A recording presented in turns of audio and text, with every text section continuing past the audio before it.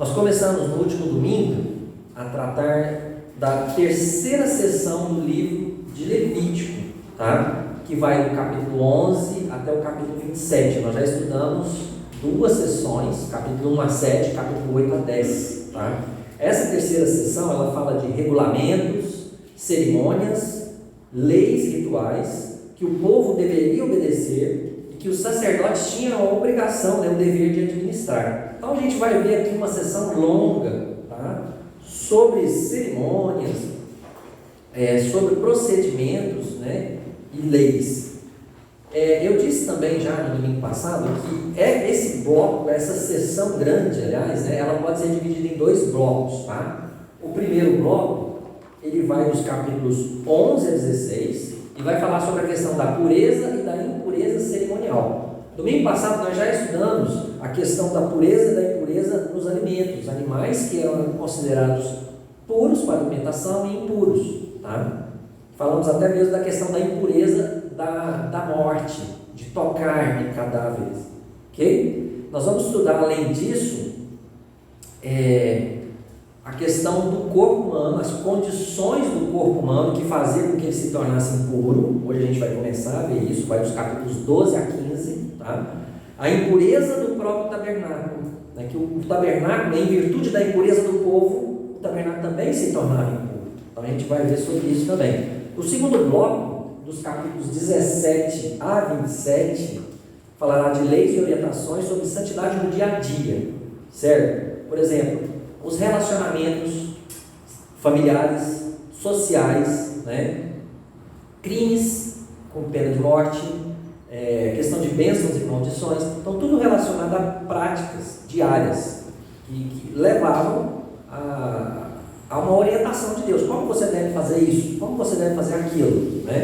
Então Levítico vai tratar isso com detalhes, com pormenores, ok? Então hoje nós vamos ver capítulo 12. Eu peço que você abra a sua Bíblia comigo, e o assunto desse capítulo é a impureza no nascimento dos filhos, ok? Então eu vou fazer a leitura. É um capítulo bem curto, são apenas 8 versículos.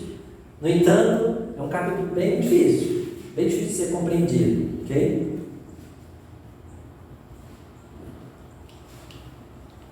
Diz assim a palavra de Deus: o Senhor disse a Moisés: diga aos filhos de Israel, se uma mulher conceber e tiver um menino, ficará impura durante 7 dias, como nos dias de sua menstruação, ficará impura.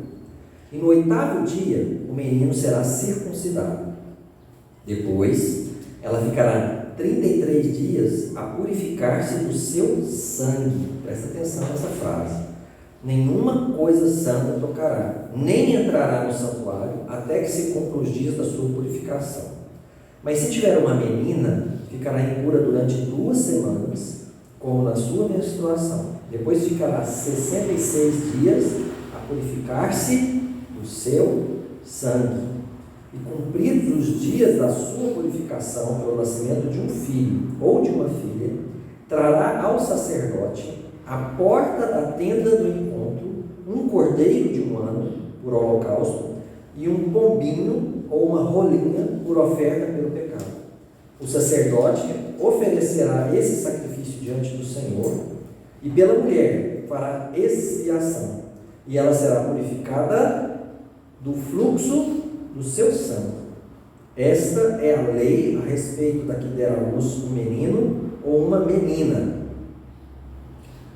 Mas, se as suas posses não lhe permitirem trazer um cordeiro, então a mulher trará 2 rolinhas ou 2 pombinhos, um para o holocausto e outro para a oferta pelo pecado.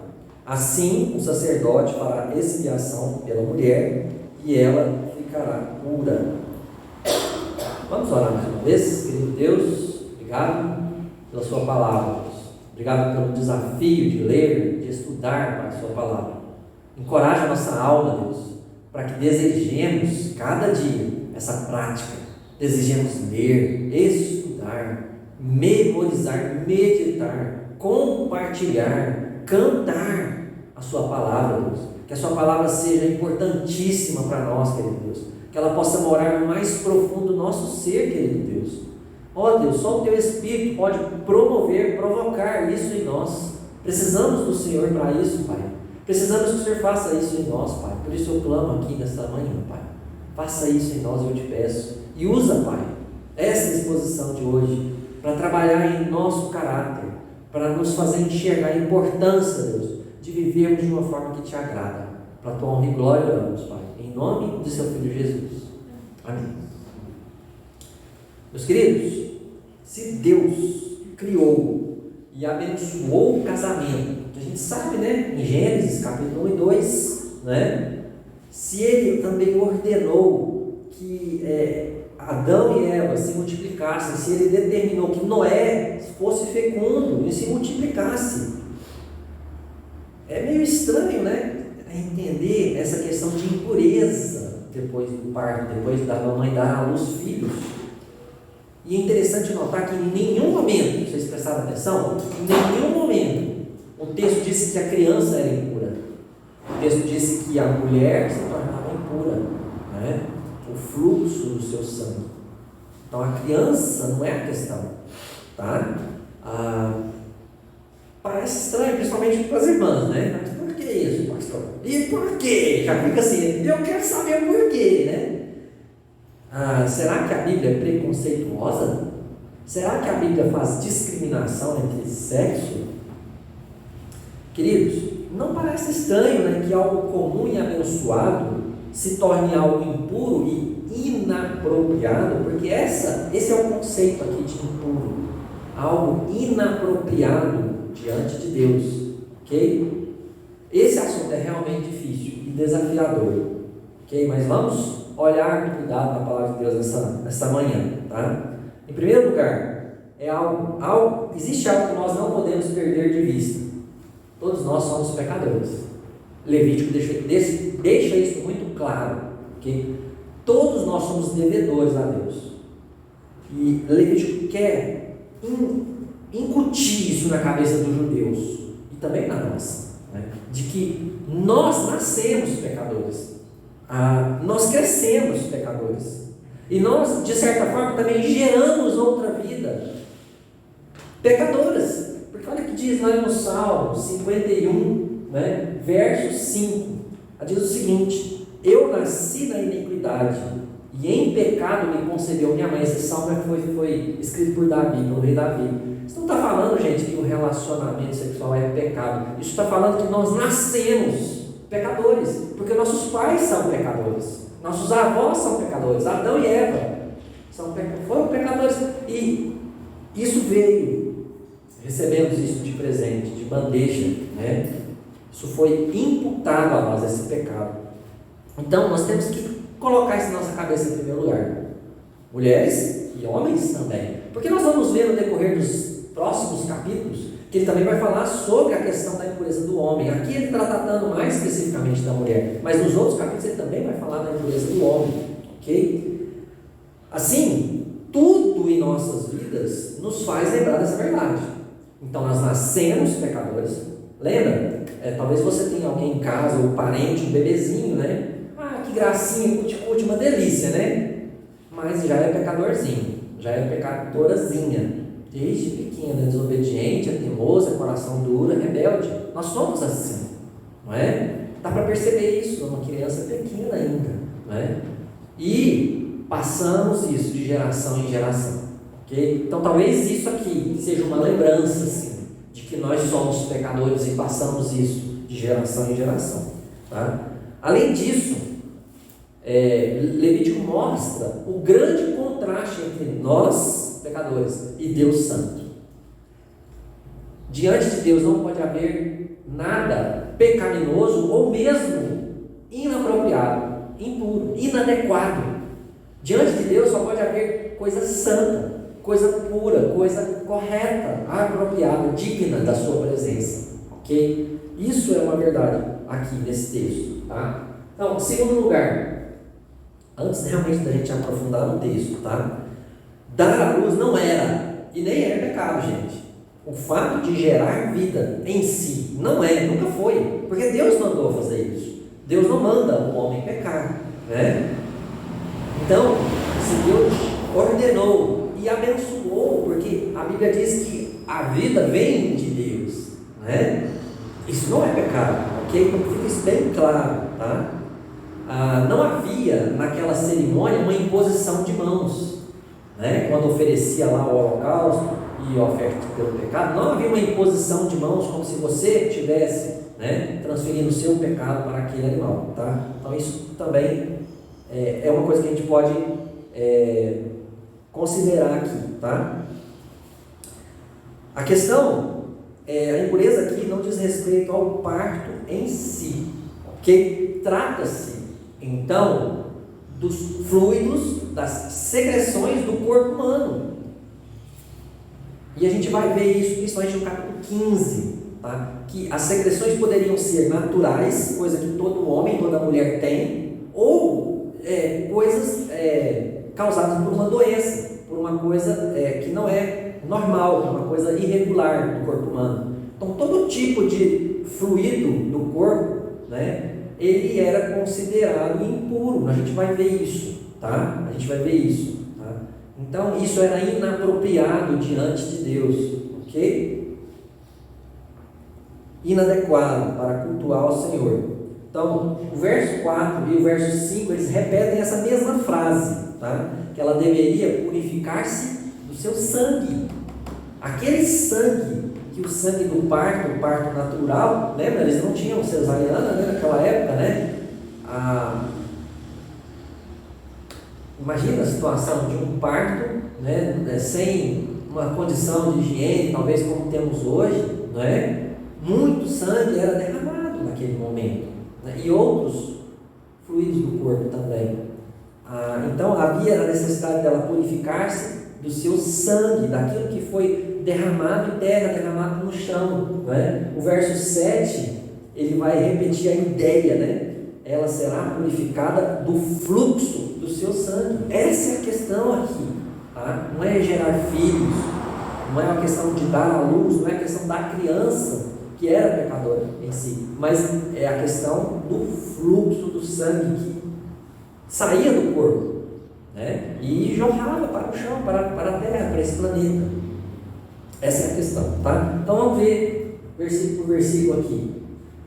Os primeiros 4 versículos vão falar da impureza pelo nascimento de um garoto, de um menino, ok? Quando um garoto nascia, a mãe então ficava impura por 7 dias, quarentena, isolamento total.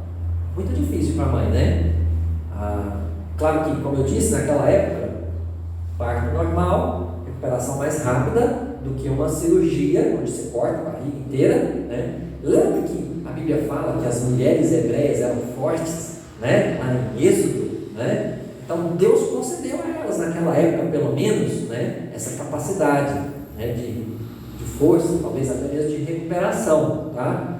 E ela ficava em isolamento total, como nos dias de sua menstruação. Isso vai ser falado lá no capítulo 15 também. Então, nesses casos, essa mulher tinha que ficar sozinha, né? Se o marido estivesse com ela, tocasse nela, ele também ficaria impuro. E ele teria que lavar, tomar um banho, lavar seu corpo em água, e só no outro dia ele poderia ter acesso, né, ao culto público. Então, como a regra que eu já falei no capítulo anterior, né, a regra da impureza, a regra normal era essa: você tinha que lavar sua roupa, o seu corpo em água e esperar o outro dia para poder ficar puro. Mas algumas exceções, essa aqui é uma, né? Então a mulher precisava ficar 7 dias de quarentena, tá? No 8º dia, aqui há uma citação aqui, porque não aprofunda, só cita, só faz um breve comentário. No 8º dia, o garotinho precisava ser circuncidado, né? Isso foi estabelecido em Gênesis 17, lá com Abraão, né? E ainda prevalecia, né? Então o filho precisava ser circuncidado, precisava cortar a carne, o prepúcio do garotinho, né? Isso é uma aliança de Deus com os judeus, ok? Então, e é interessante que a ciência, com o passar dos anos, dos séculos, constatou, né, que o 8º dia é o melhor dia para fazer essa cirurgia, fazer esse pequeno corte, porque antes disso o bebê ele não tem a defesa necessária, né? As propriedades do seu corpo não estão devidamente formadas para isso, e depois desse dia também seria muito pior, muito mais dolorido, porque o corpo dele estaria com mais fluxo, né, com mais carne, e isso doeria muito mais, né, pelo que eu pude estudar e constatar, tá bom? Então é interessante isso. Mas, assim como o texto ele só faz um breve comentário, depois ele volta para a questão da impureza, então nós vamos seguir também, tá? Então, passados os 7 dias, tá? A mulher vai ficar mais 33 dias a purificar-se, diz o texto, né? Agora ela podia ter contato com a família, tá? Muito provavelmente o seu fluxo de sangue já teria parado, né? A partir do 7º dia, a partir do 8º dia, mas ela deveria respeitar um descanso, um resguardo de 33 dias, sem ir ao templo, sem fazer ofertas no tabernáculo, aliás, né? Então ela precisava guardar esse tempo. Algumas irmãs poderiam estar pensando assim, né? Mas isso é injusto, né? Ela tinha o direito de ir ao templo, por que não? Ela não fez nada de errado, não é? Se não há pecado, por que elas seriam prejudicadas ou privadas de um privilégio, né? Olha, eu também já parei para pensar, para perguntar isso, para a palavra de Deus, não é? Mas eu admito que eu não tenho uma resposta clara para isso, porque a Bíblia não tem uma resposta clara para isso, ok? Mas vamos fazer algumas constatações aqui. É claro que a mulher, ela era a maior, ela sofria aqueles dias sozinha, precisando de mais cuidado, de mais contato, né, de mais proteção, certo? Mas o marido também ficava afastado da esposa durante aqueles dias. Também não era fácil para o marido ficar longe da esposa. Para mim não é ficar 7 dias longe da minha esposa, né? Só o fato de ficar de Covid, né? Mas conviver na mesma casa, mas só não ter assim um contato mais próximo, né? Dormir em lugares diferentes, já é muito ruim. Você imagina 7 dias sem contato nenhum com uma pessoa, né? Que você tem muita intimidade, muito carinho, muita estima, né? Então também é ruim para o homem, né? E isso poderia fazer pensar em valorizar mais a sua esposa, né? Quando ele ficava afastado dela por um motivo que Deus estabeleceu, ele poderia muito bem pensar: eu preciso cuidar melhor dela, eu preciso dar mais atenção a ela. Então, homens e mulheres, eles devem refletir mais sobre a seriedade do pecado e de suas graves consequências. Então, durante aqueles 7 dias, que não tinha televisão, não é? Não tinha distrações, e eles poderiam refletir muito mais sobre o que Deus estava querendo para a vida deles, né? Agora, outro fato que eu acho muito importante, as mulheres precisam prestar atenção nisso, é que naquela cultura, assim como em muitas culturas orientais, as mulheres, além de fazer um trabalho do lar, elas também faziam um trabalho externo, gente. Elas iam para a colheita, elas plantavam, né? Não era só o homem que fazia o trabalho externo, elas também faziam esse trabalho, né? O trabalho do campo. Lembra lá de Provérbios 31, o conselho da mulher virtuosa, fala sobre isso também, né? E era exigido muito esforço e pouco descanso. Então Deus, de uma forma até que inusitada aqui, Ele proporciona às mulheres um tempo, né, para a reposição de suas forças.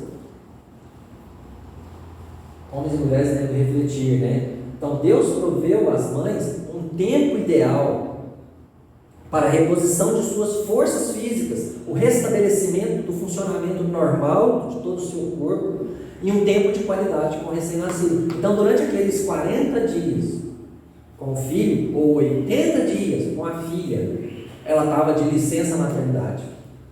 Ela estava afastada dos trabalhos e das reuniões públicas para cuidar de si mesma, do seu corpo e do seu pequeno, da sua pequena. Então Deus, de alguma forma, proveu esse cuidado para a mãe.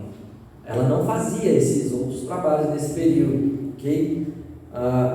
Eclesiastes também nos fala sobre o tempo adequado de todas as coisas. Vocês se lembram, né? Tudo tem seu tempo determinado e há tempo para todo propósito debaixo do céu. Às vezes, queridos, nós não damos a devida atenção, né, a essa verdade. A gente acaba atropelando as nossas vidas, os nossos limites, né? Talvez você que é mulher faz isso, atropela os limites do seu próprio corpo e sofre isso, sofre as dores, sofre dor de cabeça, sofre cólicas terríveis, porque não cuida do seu próprio corpo, né? E aquilo que Deus proporcionou a você, uma orientação de cuidado, né? Ou às vezes o próprio homem também não cuida da sua esposa como deveria cuidar, e exigindo dela algo maior do que ela deveria, né? Do que ela deveria fazer. Aqueles que ouvem a palavra de Deus são abençoados. Existe uma pesquisa, queridos, na Revista Brasileira de Sexualidade Humana, que diz que as mulheres judias são aquelas que têm os menores índices de câncer no colo do útero, né? Então, diversos fatores podem contribuir para isso, inclusive esse fator de cuidar do resguardo, né? De cuidar da sua saúde, né? Então é interessante isso, não é por acaso, né, que as coisas acontecem, ok? Então essa é a impureza pelo nascimento de um garoto, de um menino. Então no versículo 5, nós temos 4 versículos falando da impureza do nascimento do filho e um versículo apenas falando da impureza do nascimento da filha. Então quando uma garotinha nascia, a mãe deveria ficar 14 dias sem contato, em isolamento do seu marido, da sua família, né?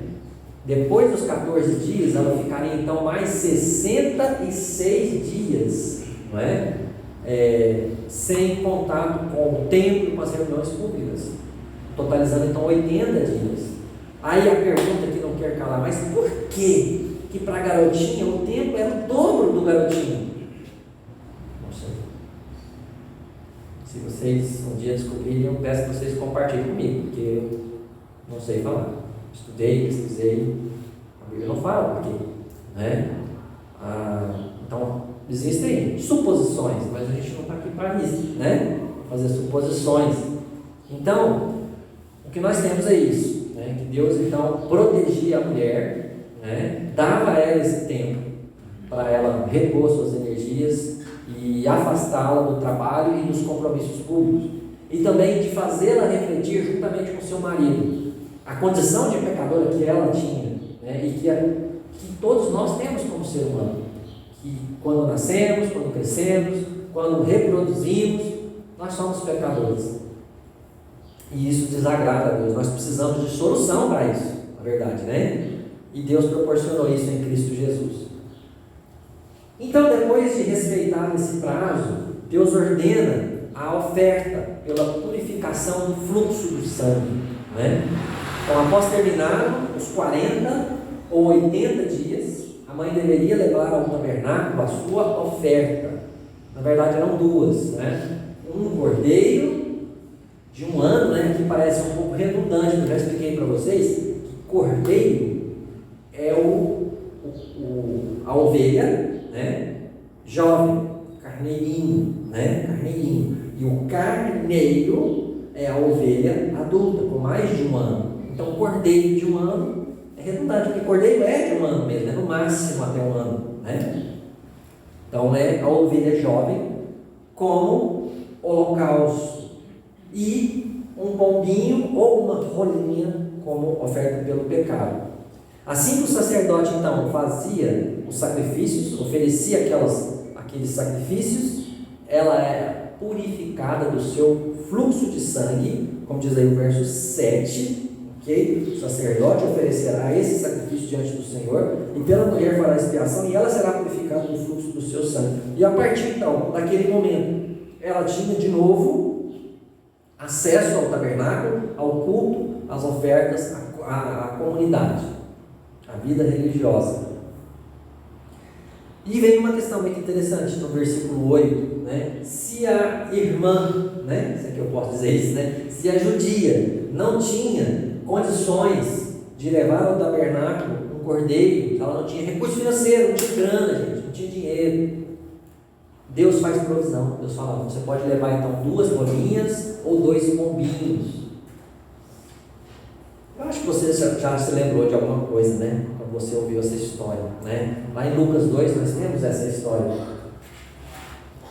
Passados os dias da purificação deles, né? 40 dias do nascimento do Senhor Jesus, né?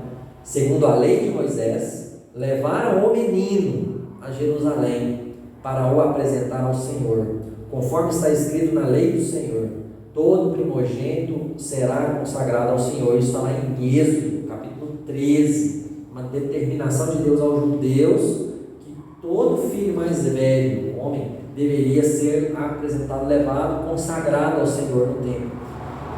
E também foram para oferecer um sacrifício, segundo o que está escrito na referida lei: um par de rolinhas ou 2 pombinhos. Maria era uma mulher temente a Deus, assim como José, né? A Bíblia fala isso. E eles foram obedientes à palavra de Deus. Eles levaram o filho para consagrar no templo, e eles levaram também, ela no caso, né? Levou a sua oferta, né? Pelo fluxo do seu sangue, né? Então ela fez isso diante do Senhor.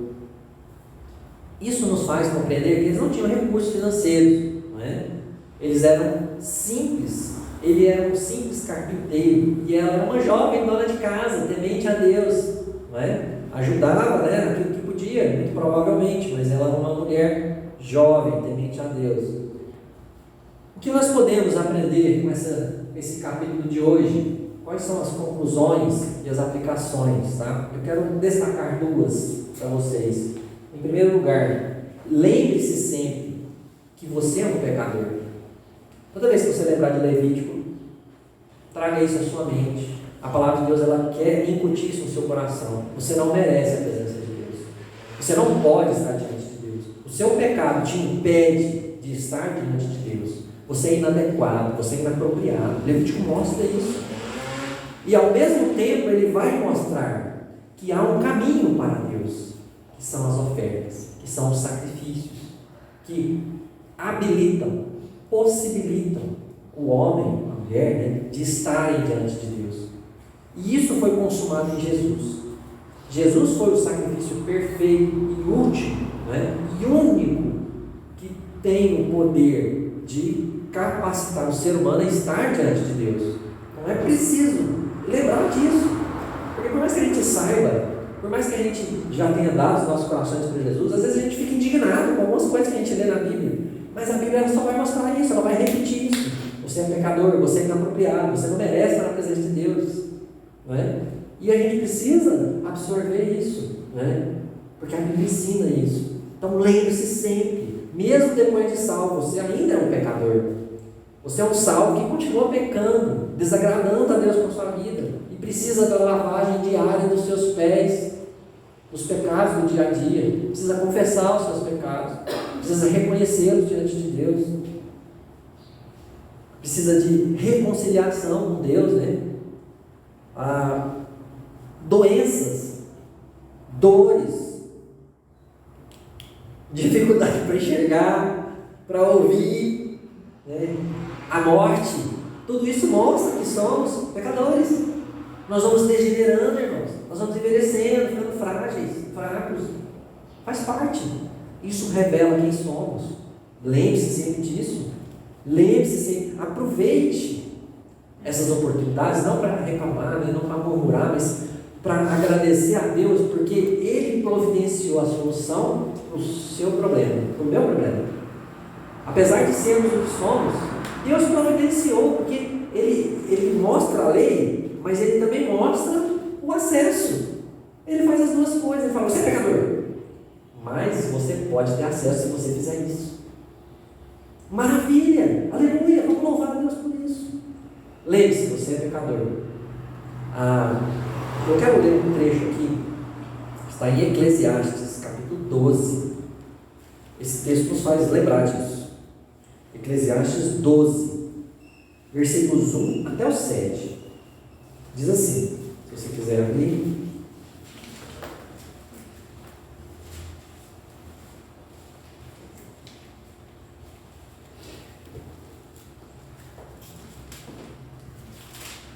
Eclesiastes capítulo 12, 1 a 7, vai dizer o seguinte: lembre-se do seu Criador nos dias da sua mocidade, antes que venham os dias maus e cheguem os anos em que você dirá, não tenho neles prazer. Verso 2: lembre-se do Criador antes que se escureçam o sol, a lua e as estrelas, e as nuvens voltem depois da chuva.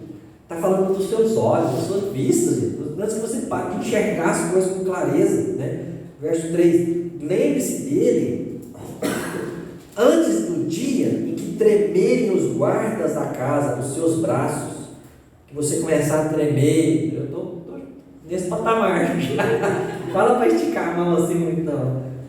Os seus braços se curvarem, os homens que no passado eram fortes, as suas pernas, e cessarem os moedores da sua boca, por já serem poucos. Olha, irmãos, essa é a consequência natural do envelhecimento. A gente enfraquece, a gente perde às vezes os dentes, faz parte. E por já serem poucos, e se escurecerem os que olham pelas janelas, os seus olhos, falando dos olhos, né? 4. Faça isso antes que as portas da rua se fechem e o ruído das pedras do moinho se torne difícil de ouvir. Assim, você tem que falar comigo, tem que falar alto, né? E não fica bravo, não, você não escuta. Repete, né? Difícil de ouvir. Quando você se levantar a voz das aves e todas as harmonias, filhas da música, começarem a desaparecer. Quando você tiver medo do que é alto e se espantar no caminho, quando florescer como a amendoeira, né? Cabelinho branquinho, né? E o gafanhoto lhe for um peso, e quando você perder o apetite, porque o ser humano vai à morada eterna, e os pranteadores andarão rodeando pela praça. Lembre-se do seu Criador antes que se rompa o fio de prata e se despedace o copo de ouro, e se quebre o cântaro junto à fonte, e se desfaça a roda junto ao poço, e o pó volte à terra de onde veio, e o Espírito volte a Deus que o deu. Então lembra de Deus enquanto você tem vida, de preferência enquanto você é jovem, né? Dedique os seus dons e talentos a Deus, né? Se você não teve a oportunidade de conhecer a Cristo, ou se você não fez isso enquanto mais jovem, faça isso hoje, agora. Não perca mais tempo. Não invista toda a sua vida em você mesmo, na sua família, né? Invista a sua vida em Deus. E o último, a segunda e última conclusão, a aplicação é que tudo tem o seu tempo, né? Tudo tem o seu tempo. Nós já lemos aí Eclesiastes, né? Capítulo 3, verso 1. Assim como as mulheres, elas deveriam dar um tempo após o parto, né? Dos compromissos, né? Dos contatos. Precisamos aprender que há tempo para todas as coisas, né? Lá em Eclesiastes diz que há tempo de nascer e tempo de morrer. Nós temos visto, acompanhado, talvez até de perto, muitas mortes, né? Às vezes a gente fica frustrado com Deus, né? Por que Deus, o Senhor deixou ele morrer? Olha, há tempo de todas as coisas, queridos. Como a Marluz colocou no começo, fez o pedido de oração, né? Não foi a vontade de Deus. Deus sabe todas as coisas. Não se frustre com o Senhor, né? Há tempo de plantar e tempo de colher. Trabalhe. Espere. Às vezes demora. Às vezes não. Às vezes outros até vão colher. Mas trabalhe e espere. Né? Espere a chuva. Espere a chuva. Mas seja esperançoso. Faça o melhor de você para Deus. Ainda que não venha na sua geração. Mas continue fazendo. Há tempo de construir e tempo de destruir, derribar, né? Desconstruir. Às vezes é época de crescimento, mas às vezes é época de reestruturação, de recomeço. É o que a Bíblia diz, né? Às vezes acontece isso na sua casa, na sua família, na nossa igreja, né? Há tempo de chorar e tempo de rir. Todos sabemos disso, né? Tem dia que é muito bom, mas tem dia que é muito difícil, não é? Há tempo de paz, mas também há tempo de guerra. Esteja pronto, porque pode vir. Talvez Deus te livre disso. Talvez você viva a sua vida em paz, mas a Bíblia fala: há tempo de paz, há tempo de guerra. Há tempo de falar e tempo de ficar calado. Seja sábio. Seja sábio. Peça a Deus sabedoria. A Bíblia fala que Ele dá, se a gente pedir com fé. Não é isso? Então, abra sua boca quando for necessário. Né? Há tempo de sorrir. Há tempo de saltar de alegria, a Bíblia fala, né? Então, queridos, lembre-se disso. Tudo tem o seu tempo. Vamos orar. Querido Deus, obrigado pela sua palavra. Deixe domingo, Pai. Obrigado porque ela nos mostra o quanto somos pecadores, o quanto somos inapropriados, Deus, na tua presença. Mas também mostra que o Senhor providenciou solução para o nosso pecado, para a nossa incapacidade. O Senhor providenciou um meio de termos acesso ao Senhor, à sua presença, para obtermos o perdão, a reconciliação, a redenção. Obrigado porque Jesus é a oferta perfeita e nos dá, Pai, acesso ao Senhor, perdão total, comunhão plena, Pai, com o Senhor. Louvado seja o nome do Senhor, Pai. Ajude-nos também, Pai, a entendermos o tempo de todas as coisas. Restaura-nos, Pai. É o que eu te peço nessa manhã, em nome de Jesus. Amém. Que a graça de Jesus Cristo, nosso Salvador, o amor de Deus Pai, o poderoso, e a comunhão do Espírito Santo seja com vocês essa semana. Amém?